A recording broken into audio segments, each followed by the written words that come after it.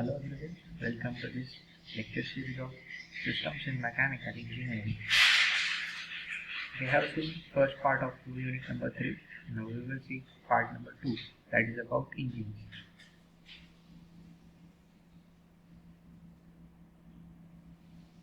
Now what exactly engine is, right? So basically we can say that it is nothing but a power plant of a vehicle, right? So it is a power plant of the vehicle, means it is a kind of prime mover. Okay, so it is used to run a vehicle. An engine may be either a two-stroke engine or a four-stroke engine. So this is a classification according to number of strokes. Okay. So whether it is a two-stroke or four-stroke, it drives a vehicle. Okay. So a device which used to convert one form of energy into mechanical energy is called as an engine.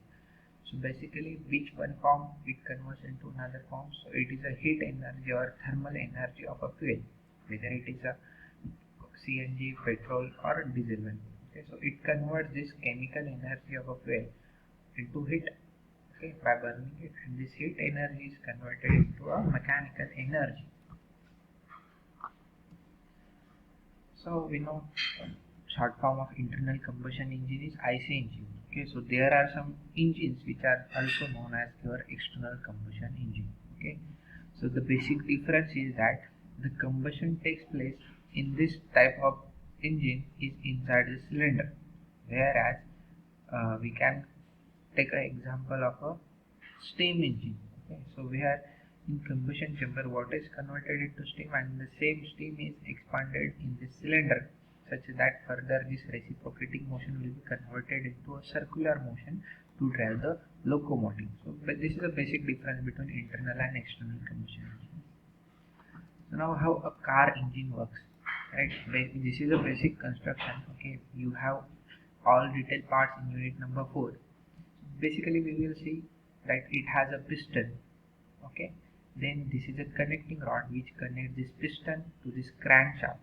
Okay, so main purpose of this connecting rod is to convert the reciprocating motion into circular motion of a crankshaft. Okay, so here this is a inlet valve, this is a exhaust valve. Okay, exhaust valve, inlet valve, and these are the intake port and exhaust port, or we can also say that this is a inlet manifold, this is the exhaust manifold, right?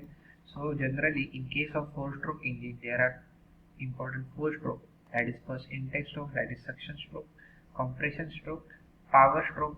The same power stroke is also known as your expansion stroke, and four stroke is your exhaust stroke. Now we will see each and every component in detail. So cylinder block is one of the important thing where all the supporting structure, it is a supporting structure for various components. Means here we have to insert a piston. Okay, at the bottom of piston there is connecting rod. Okay, so this is the main bearing which is used to support the crankshaft. Okay, then you here at top part there will be a cylinder head in which your intake port, exhaust port, inlet valve, exhaust valve.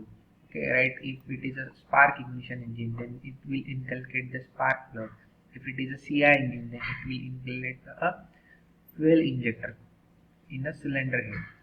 Okay, now the cylinder head in an engine, the cylinder head assembled above the cylinder on top of the cylinder block with the help of studs. Right? So above this cylinder block, there will be a cylinder head. This is a piston that is reciprocating. Okay, so it is important part of an engine.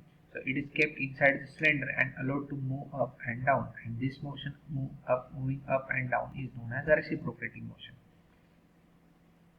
Then this is important, one of the important part where your MCQs can be framed is a connecting rod. Okay, so it can interconnect the piston and the crankshaft and transmit the gas forces from the piston to crankshaft. Okay, so after suction, when these gases are compressed, after burning, this same gas forces will be converted from piston to this crankshaft.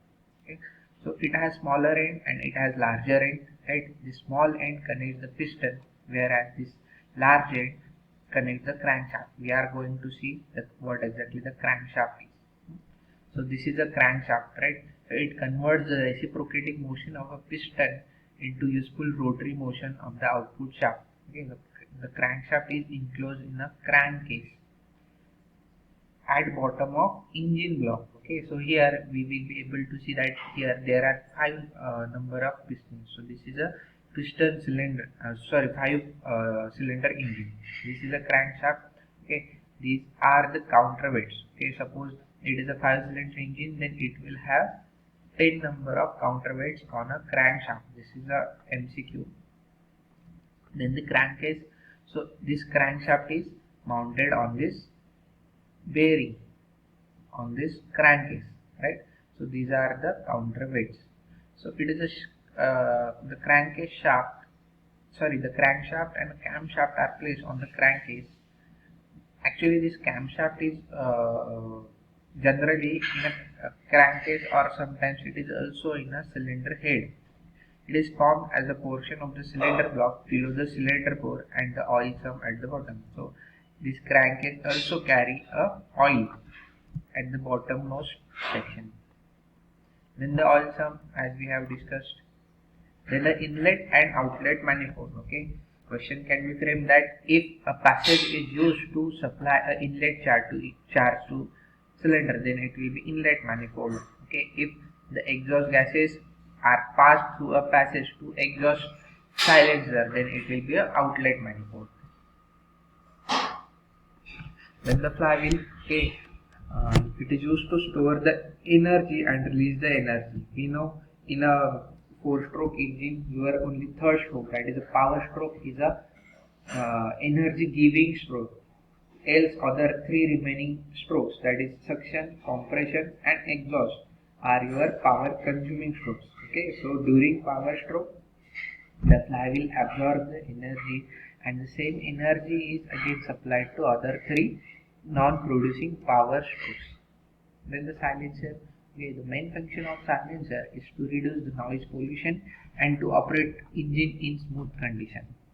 Right? So it acts as a resistance for noise and converts the sound energy into heat. So main function is your cancellation of noise. Okay, these are different silencers. Now the engine specification, which is a core part of your unit number 3, right? We have to know that what exactly this TDC and BDC is. TDC is nothing but top dead center, BDC is nothing but bottom dead center. Okay, inside this cylinder your piston rotates from BDC to TDC, and this BDC to TDC distance is nothing but a stroke, right? And the volume above this TDC is generally known as a clearance volume, and this clearance volume is provided to inculcate or to compensate the simultaneous opening and closing of inlet and exhaust valves. Okay, so here there will be connecting rod at bottom. There will be a crankshaft which will be continuously rotating, right? So important thing, what is stroke, what is the clearance volume, okay, what is swept volume, right? We are going to see it, right? So TDC is nothing but a outermost point or topmost point of a piston's movement. BDC is nothing but it is a innermost point of a backward travel of the piston. Stroke length is a distance between your TDC to BDC. Then the cylinder bore, important term, it is the inside diameter of the cylinder, right? Then clearance volume is the volume of the cylinder above the piston when piston is at TDC. How you can calculate this clearance volume? We know the cylinder bore diameter. Pi by 4d square multiplied by clearance length will give you a clearance volume. Then swept volume, the volume displaced by the piston when piston moves from TDC to BDC. Pi by 4d square multiplied by stroke length will give you a swept volume. What will be the total volume? It will be the clearance volume plus swept volume, right? Then the important term on which your MCQs can be framed in various 3 to 4 manners, it is the ratio of total volume, this Vs plus Vc divided by the clearance volume, means Vc, right? So thank you. This is the end of your part 2 for unit number 3. We are going to learn the remaining part, that is electric vehicles, in part 3 of unit number 3. Thank you.